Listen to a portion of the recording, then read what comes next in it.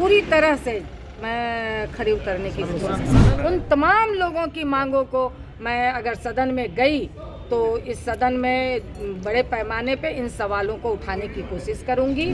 सड़क के आंदोलन में भी धार मिलेगा और उस सड़क के आंदोलन को सदन में आवाज, इस जिम्मेवारी को मैं पूरी तरह से खरी उतरने की कोशिश करूंगी। पार्टी की जिम्मेवारियों पर पूरी तरह से मैं खरी उतरने की कोशिश। सदन में किस मामले को लेकर, क्योंकि आप महिला देखिए, आज मतलब कह लीजिए कि स्कीम वर्कर्स बिहार में 7 लाख से ऊपर स्कीम वर्कर्स हैं। आशा है, आंगनबाड़ी है, मिड डे मील वर्कर है और इसके साथ जितने भी श्रमिक महिलाएं हैं, जिस भी क्षेत्र में काम करने वाली महिलाएं हैं, और इसके साथ जितने कर्मचारी हैं, संविदा कर्मी हैं, उन तमाम लोगों की मांगों को मैं अगर सदन में गई तो इस सदन में बड़े पैमाने पे इन सवालों को उठाने की कोशिश करूंगी।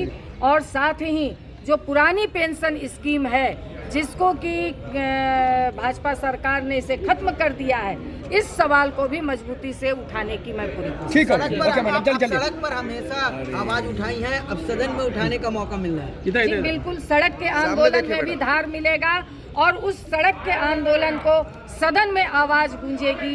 ये मैं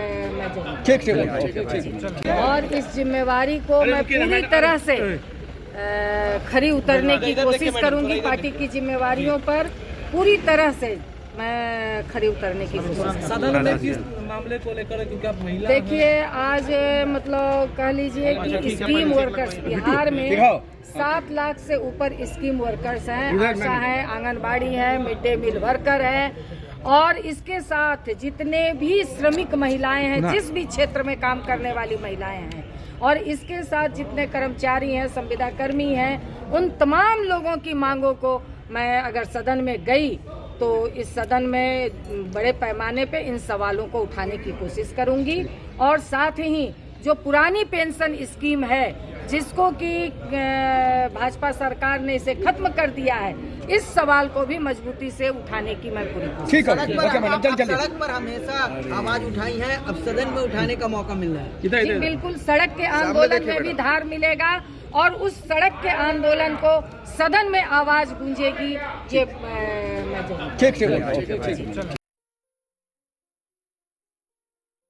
ये लो, मुंह मीठा करो। आज मैंने अपना जॉब छोड़ दिया, अब हम पूर्णिया वापस जाएंगे। जॉब छोड़ दिया है? मतलब ये घर कैसे चलेगा? हम करेंगे क्या? और माँ बाबूजी क्या बोलेंगे? इसलिए मैं एक और मिठाई का डब्बा लाया।